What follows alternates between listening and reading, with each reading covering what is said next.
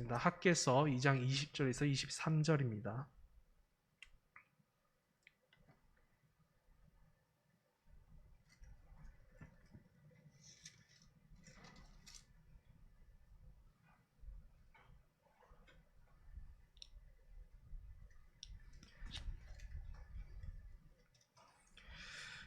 짧기 때문에 함께 다 같이 읽도록 하겠습니다. 그달 24일에 여호와의 말씀이 다시 학개에게 임하니라. 이르시되 너는 유다 총독 스룹바벨에게 말하여 이르라. 내가 하늘과 땅을 진동시킬 것이요 여러 왕국들의 보좌를 엎을 것이요 여러 나라의 세력을 멸할 것이요 그 병거들과 그 탄자를 엎드러뜨리리니 말과 그 탄자가 각각 그의 동료의 칼에 엎드러지리라. 만군의 여호와가 말하노라. 살디엘의 아들 내 종 스룹바벨아, 여호와가 말하노라. 그날에 내가 너를 세우고 너를 인장으로 삼으리니 이는 내가 너를 택하였음이니라. 만군의 여호와의 말이니라 하시니라. 아멘. 그동안 우리는 이렇게 학개 선지자 메시지들을 잘 살펴보았고요. 그리고 오늘은 그 마지막에 도달하게 되었습니다. 우리 학개 선지자의 메시지 첫 번째는 하나님께서는 학개 선지자를 통해서 방치된 이 성전 공사를 재개하도록 유대 공동체를 일깨우셨습니다. 두 번째는 보잘것없어 보이는 성전일지라도 앞으로 그려갈 이 성전의 이 영광의 미래를 보여주시며 이 성전 공사가 멈추지 않도록 이들을 격려하셨습니다. 세 번째는 성전 짓는 일을 통해 거룩한 하나님과 그 백성이 무엇인지 또한 가르쳐 주셨고, 거룩은 곧 순종이자 그 순종을 위해 복 주시겠다는 위로를 우리는 확인하게 되었습니다. 그런데 우리가 함께 읽은 본문은 학개 선지자를 통해 전해진 그 하나님의 마지막 메시지가 나타납니다. 이 마지막 메시지 속에서 하나님은 그 당시 유대 공동체에게 어떤 뜻을 나타내셨고 또한 우리에게 어떤 뜻을 나타내고 있는지 함께 살펴보도록 하겠습니다. 학개 선지자에게 말씀하신 이 마지막 메시지는 이 세 번째 메시지와 동일한 시기에 주어졌습니다. 20절에서도 보시다시피 이렇게 시작하죠. 그달 24일에 여호와의 말씀이 다시 학개에게 임하니라 라고 나타나고 있습니다. 지난번 살펴본 대로 이때는 모든 농사를 쉬며 단비를 기다리는 겨울 우기 기간이었습니다. 이러한 날에 세 번째 메시지가 먼저 도착했었고, 당시 유대 공동체의 종교 지도자들과 그리고 백성들 모두에게 전해졌습니다. 그 세 번째 메시지는 아까 말씀드린 대로 거룩과 순종에 대한 메시지였죠. 그리고 나서 곧바로 하나님께서는 학개 선지자를 통해서 이 마지막 메시지를 전하시는데, 그 대상이 모두가 아니라 한 개인에게 전해지게 됩니다. 바로 당시 유대 공동체의 지도자인 총독 스룹바벨에게 전해지는 것이죠. 그래야 해서 21절 초반에 이렇게 확인됩니다. 하나님께서 학개에게 말씀하시길 너는 유다 총독 스룹바벨에게 말하여 이르라 라고 하시는 거죠. 학개 선지자는 하나님 메시지를 받아서 이 스룹바벨에게 전하기 시작합니다. 이제 그 내용이 이제 본격적으로 나타나게 되는데요. 그 내용은 마치 성경에서 예언되는 마지막 날에 연상케 합니다. 이것을 먼저 본 저기 부산 반여동에 사는 한 전도사는 매우 작은 계시록 같다라고 생각하고 있었습니다. 한번 그 왜 작은 계시록이라 하는지 한번 함께 살펴보도록 할게요. 21절 후반부터 하나님의 말씀이 이렇게 시작됩니다. 내가 하늘과 땅을 진동시킬 것이요 라고 말이죠. 하나님은 직접 하늘과 땅을 진동시킬 것을 말씀하십니다. 이 말씀은 하나님께서 창조 세계의 이 두 세계를 모두 흔드신다는 것을 보여주시는데요. 이 창조 세계에는 보이지 않는 세계와 보이는 세계가 있습니다. 이 구약에서는 이 하늘이 보이지 않는 세계를 뜻하는데요. 이 보이지 않는 세계는 하나님 계신 곳과 더불어서 천사들과 마귀가 존재하는 그런 보이지 않는 영적 세계를 뜻합니다. 그리고 보이는 세계는 땅을 의미하는데요. 그 땅은 이 보이는 온 우주와 피조 세계를 뜻합니다. 하나님께서 이 창조하신 두 세계를 진동시킨다고 말씀하십니다. 모든 것을 뒤집어 엎어버릴 정도의 아주 적극적인 개입을 말씀하고 계신 거죠. 마치 모든 것을 새롭게 하실 것만 같은 그런 하나님의 말씀처럼 보입니다. 그런데 하나님의 말씀이 여기서 끝나지가 않습니다. 하나님은 22절을 통하여서 이제 앞으로 하실 다음 일들을 또한 보여주시는데요. 이렇게 말씀하고 계십니다. 22절에는 여러 왕국들의 보좌를 엎을 것이요 여러 나라의 세력을 멸할 것이요 그 병거들과 그 탄자를 엎드려 뜨리리니 말과 그 탄자가 각각 그의 동료의 칼에 엎드러지리라. 계속 엎드려 하니까 말이 조금 꼬이는데요. 죄송합니다. 아무튼 이렇게 엎드러지고 멸하고 하나님의 어떤 강력한 심판과 같은 그런 모습을 보여주고 있죠. 하나님은 온 창조 세계를 뒤흔들 뿐만 아니라 이 세상 모든 나라와 권세들과 군대들을 다 엎고 멸하실 것을 이렇게 말씀하고 계시죠. 그런데 이러한 학개 선지자의 말씀은 계속해서 다른 선지자로부터 전해져 온 말씀이기도 합니다. 그것을 이렇게 정리하고 있는데요. 바로 여호와의 날로 불리는 그 날에 대해서 학개 선지자는 말하고 있는 것이죠. 구약 여러 본문에서는 이 여호와의 날에 대해서 많이 증거하고 있습니다. 이 날에는 하나님께서 온 열방을 뒤집어 흔드시고 그리고 심판장으로 계십니다. 또한 모든 교만하여서 높아진 나라들과 그리고 권세자들을 그리고 가증한 모든 우상들을 무너뜨리십니다. 이렇게 다 뒤집고 엎으신 후 하나님은 온 창조 세계를 다시 새롭게 하시고 새 하늘과 새 땅을 여신다고 하셨습니다. 결국 이 땅에 정의와 공의가 흘러넘치고 하늘의 나라가 이 땅에서도 완전히 이루어져 하나가 되는 이 세상의 마지막 날, 바로 이 여호와의 날을 하나님께서 말씀하고 계신 거죠. 그래서 이 날에 대해서 하나님은 많은 선지자를 통해 약속을 보여주셨고 이스라엘은 속히 그 날이 오기를 바라보고 있었습니다. 이처럼 그 날을 다시 스룹바벨에게 전해지고 있는 것이죠. 그런데 왜 이 여호와의 날에 대한 이 예언과 이 약속을 왜 스룹바벨에게만 전해지고 있는 것일까요? 그 이유에 대해서는 우리가 더욱더 살펴볼 텐데요. 먼저 결론부터 말씀드리자면 그 이유는 왕으로 오실 메시아에 대한 약속을 주시기 위함입니다. 우리 함께 23절을 한번 같이 읽어볼까요? 23절 이렇게 시작됩니다. 만군의 여호와가 말하노라 스알디엘의 아들 내 종 스룹바벨아 여호와가 말하노라 그날에 내가 너를 세우고 너를 인장으로 삼으리니 이는 내가 너를 택하였음이니라 만군의 여호와의 말이니라 하시니라. 23절에서는 스룹바벨에 대한 명칭이 이제 바뀌기 시작합니다. 하나님께서는 그를 향해 이렇게 표현하시죠. 내 종이라고 말이죠. 내 종. 하나님께서 내 종이라고 말하며 부른 사람들은 이 성경에서는 선지자와 모세와 그리고 다윗과 같은 특별한 부르심을 받은 자들입니다. 그러므로 스룹바벨은 이제 유다 총독으로서 부름을 받는 것이 아니라 하나님과 그의 나라를 위해 일하도록 특별히 부르심을 받은 자라고 하나님께서 명하고 계신 거죠. 그렇다면 스룹바벨은 어떤 일을 위해 부르심을 받게 된 것일까요? 계속해서 하나님께서는 그를 통해 하실 일들을 약속하셨습니다.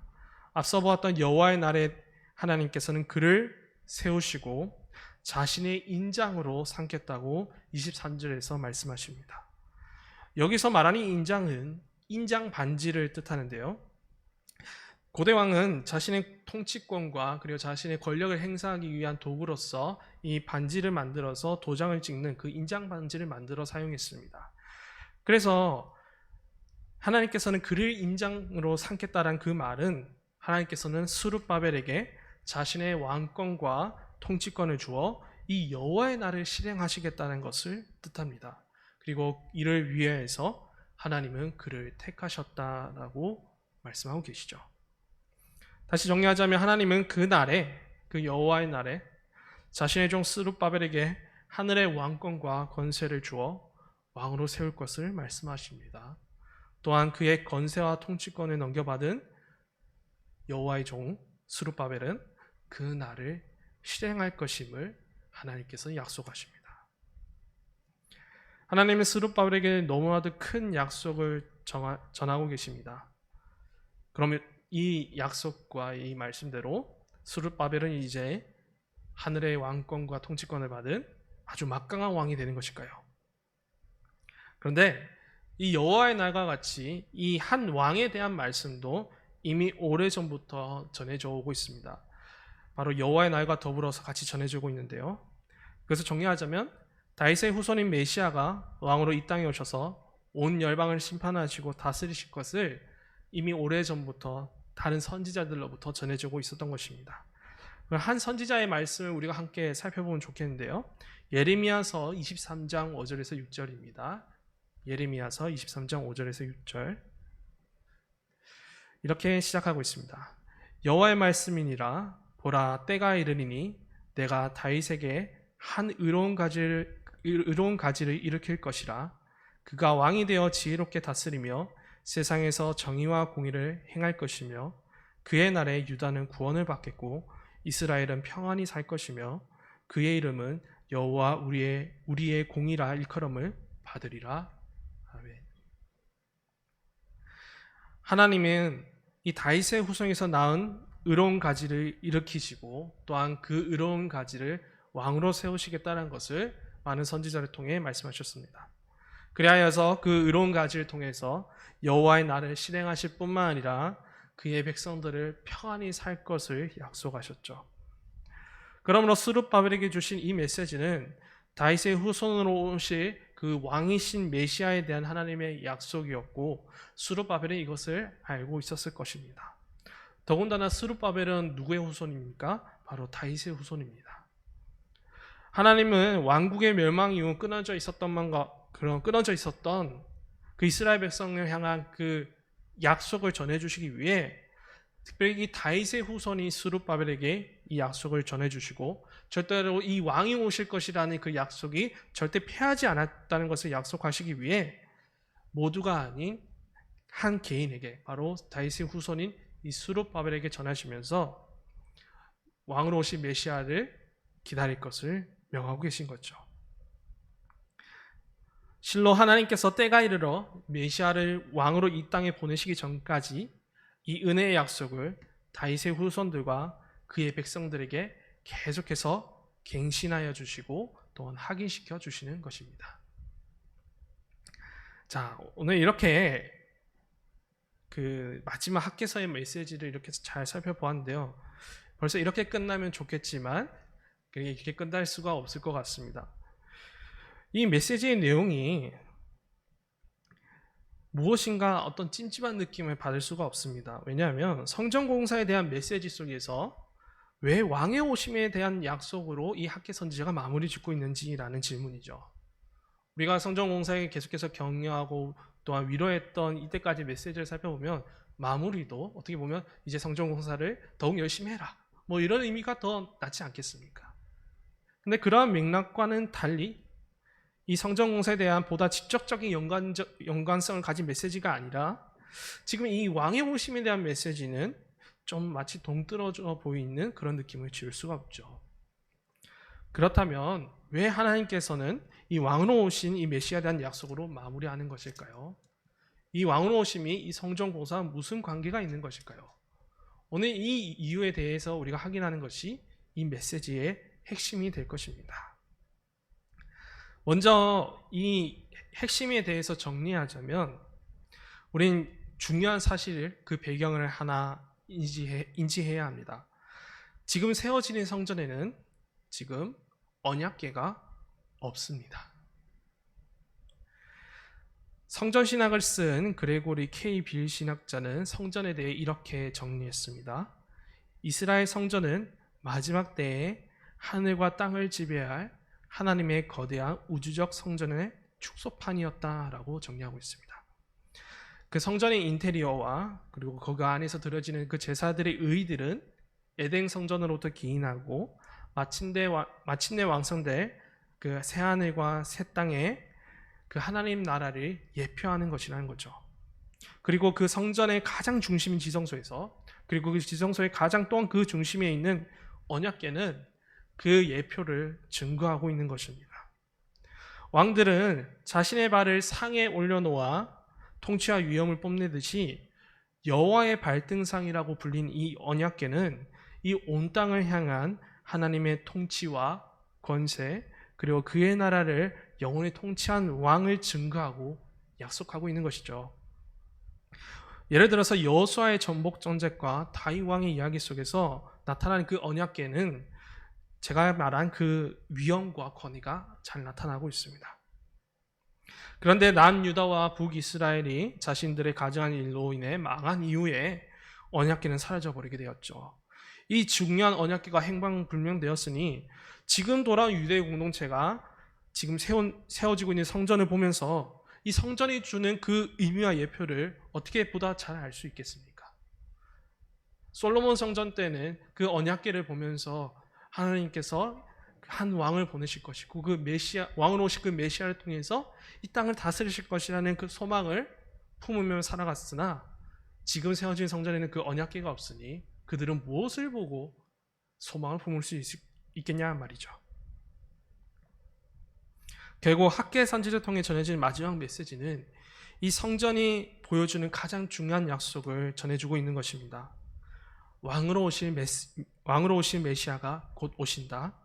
그리고 마침내 이 땅에서 영원한 나라를 완성하실 것이다. 그리고 이 성전을 지어 왕의 오심을 기다려라 라고 하나님께서 말씀하고 계신 거죠. 하나님은 성전 중앙에 위치한 그 언약궤로 그 보여주신 약속을 그들에게 나타내실 수 없으니 그 언약궤가 없는 지금의 상황에 맞춰서 그리고 어떻게 보면 더욱 분명하게 전해주고 있는 것입니다. 그래서 이에 대해 유대 공동체는 어땠을까요?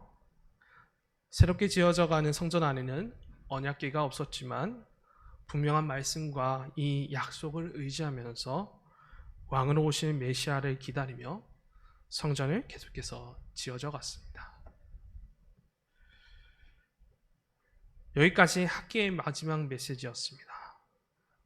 왕의 오심을 기다리기 위해 성전을 지어야 하는 것, 그리고 그 왕을 보내주신 약속을 주심으로 이스라엘 백성들은, 그 유대 공동체는 성전을 지어가는 일들을 멈출 수 없었습니다. 그렇다면 이 메시지를 오늘날 우리 신약의 교회인 우리들에게 어떻게 적용할 수 있을까요? 결론적으로는 우리도 이들과 같이 다시 오실 왕을 기다리며 교회를 세워가는 것입니다.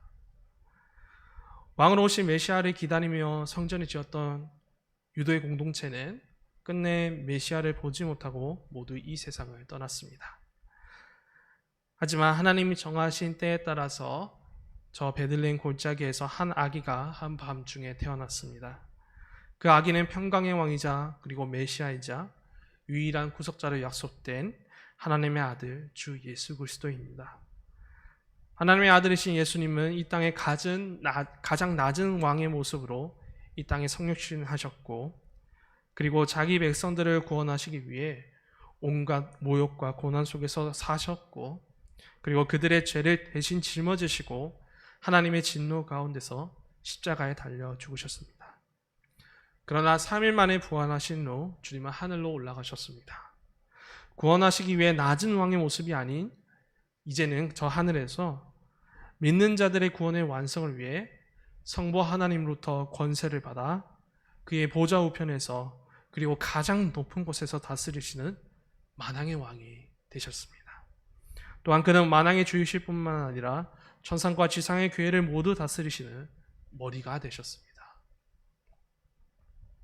왕으로 오실 그 메시아에 대한 약속이 이 예수 그리스도로 말미암아 성취된 것이죠. 성전이 전해주었던 그 약속이, 스룹바벨에게 전해주었던 그 약속이 오직 예수 그리스도를 통해 이루어지게 된 것을 우리는 이 신약의 상황 가운데서 확인하게 됩니다. 그리하여 그리스도 안에서 모인 교회는 이 왕의 오심의 성취를 실로 보고 또한 듣고 경험하고 있는 것이죠. 이것이 얼마나 복된 일인지 모르겠습니다. 그런데 더 복된 일은 왕으로 오신 그리스도께서 최종적인 완성을 이루고자 다시 신약교회에게 그리고 구약의 성전을 통해 주었던 그 여호와의 날에 대해 또다시 더욱 분명하게 그 약속을 전하고 계십니다. 하늘에 계신 예수님께서 다시 오실 그 마지막 날에 대해서 말이죠. 그날에 하늘과 땅을 모두 뒤흔드시고 모든 높아진 나라와 권세자들을 무너뜨리시고 인과 악인을 또한 심판하시는 그 날을 말입니다. 그리고 심판하신 후에는 새 하늘과 새 땅으로 온 세상을 새롭게 창조하시고 사랑하는 자기 백성들과 영원히 함께 하실 것을, 그 기쁨의 약속을 전하시고 계신 거죠. 그리고 그 약속을 이 요한계시록기에 특별히 더욱더 기록하였고 또한 교회에 맡기셨습니다. 계시록 22장 16절에서 21절입니다. 나 예수는 교회들을 위하여 내 사자를 보내어 이것들을 너희에게 증언하였노라. 나는 다윗의 뿌리요 자손이니 곧 광명한 새벽별이라 하시더라. 성령의 신부가 말씀하시기를 오라 하시는도다. 듣는 자도 오라 할 것이요 목마른 자도 올 것이요 또 원하는 자는 값없이 생명수를 받으라 하시더라. 내가 이 두루마리의 예언의 말씀을 듣는 모든 사람에게 증언하노니 만일 누구든지 이것들 외에 더하면 하나님이 이 두루마리에 기록된 재앙들을 그에게 더하실 것이요 만일 누구든지 이 두루마리의 예언의 말씀에서 제하여 버리면 하나님이 이 두루마리에 기록된 생명나무와 민 거룩한 상의 참여함을 제하여 버리시리라. 이것들을 증언하시니 이가 이르시되 내가 진실로 속히 오리라 하시거늘 아멘. 주 예수여 오시옵소서. 주 예수의 은혜가 모든 자들에게 있을지어다. 아멘. 이처럼 왕이요 교회의 머리이신 예수님은 다시 오실 약속을 그의 몸인 교회에 맡기셨습니다. 주 안에서 사랑하는 여러분, 학계 선지자를 통해서 주어진 약속과 같이 지금 우리들에게도 주어진 이 다시 오실 왕에 대한 약속을 교회인 우리가 우리의 모임 속에서 그리고 일상 속에서 잘 새겨놓고 또한 기다리고 있는지 한번 돌아봐야 할 것입니다. 우리 모두 왕의 오심을 기다리며 성전 공사를 이어나갔던 유대 공동체와 같이 우리도 속히 다시 오실 그 주 예수 그리스도를 기다리며 이 교회를 세워나가길 소망합니다. 다시 오실 왕을 더욱 알아가기를 힘쓰고 또한 그분의 뜻이 무엇인지 간구하며 말씀하신 계명들에 순종하며 그 왕을 기다리는 거룩한 신부의 모습이 되는 것이 우리의 모습이 되어야 되지 않을까요? 세상의 부와 즐거움과 그리고 행복을 기다리는 것이 아니라 우리는 이 땅에서 다시 오실 왕을 기다려야 하는 것입니다. 정말 우리의 일상과 그리고 교회 속에서 우리는 정말로 왕을 기다리고 있는 것인지 진지하게 점검해 봐야 할 것입니다. 부끄러운 이야기지만 저는 결혼하기 전에는 주님이 안 오셨으면 좋겠다고 생각했습니다. 결혼을 빨리 하고 싶어서 그랬던 것이죠. 죄송합니다. 이상한 이야기는. 근데 오늘 이 말씀을 통해서 또한 기도함을 통해서 더욱더 이 주님의 오심을 더욱더 기다리는 것이 기쁨인 것을 조금씩 알아가는 것 같습니다. 또한 지금 청년부 수련회를 준비하고 있는데요. 그 청년부 수련회 이번엔 주제가 우상에 대한 이야기입니다. 그래서 팀 켈러의 내가 만든 신이란 책을 읽으면서 그 우상이 무엇인지 더욱더 지금 알아가고 있는데 거기서 이런 대목이 나오고 있습니다. 우상이라는 것은 마음이 가장 갈망하는 것을 또한 그 우상으로 삼게 된다라고 이야기하고 있습니다. 우리가 그것을 통해서 저는 오늘 이 메시지 속에서 더욱더 우리가 무엇을 갈망해야 될지를 다시 돌아보게 되었습니다. 우리의 삶에서, 우리의 일상에서, 우리의 또한 교회 생활 가운데서 우리는 무엇을 가장 갈망하고 살아가야 될 것일까요? 그 왕의 오심 대신에, 그 왕의 오심을 기다리는 것 대신에 우리가 갈망해야 될 것이 또한 무엇이 있어야 될까요? 그러므로 다시 오실 왕을 기다리며 살아가라는 그런 성경의 말씀을 더욱더 기억하면서 그 거룩한 교회를 세워가는 우리 모두가 되길 소망합니다. 많은 겉면들이 있겠지만 오늘 이 사도 베드로의 겉면을 더욱더 마음을 새기고 오늘 말씀을 마치도록 하겠습니다. 베드로서 3장 8절에서 18절입니다.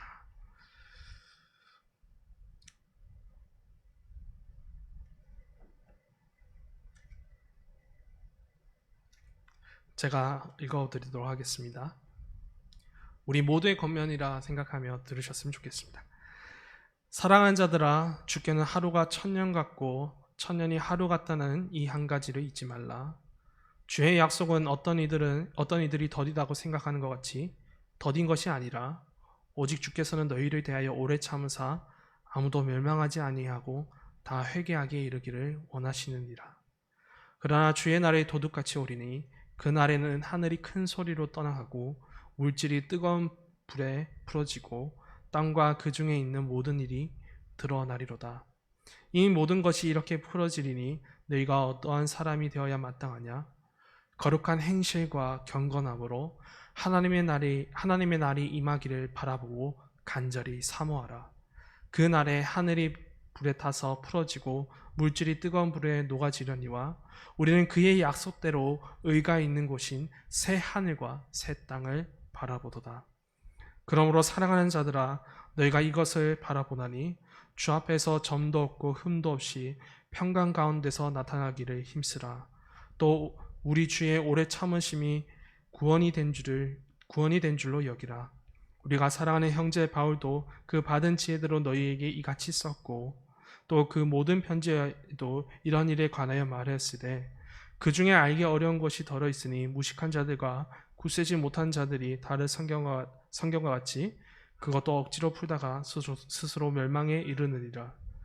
그러므로 사랑하는 자들아, 너희가 이것을 미리 알았은즉 무법한 자들의 미혹에 이끌려 너희가 굳센 데서 떨어질까 삼가라. 오직 우리 주 곧 구주 예수 그리스도의 은혜와 그를 아는 지식에서 자라가라. 영광이 이제와 영원한 날까지 그에게 있을지어다. 아멘.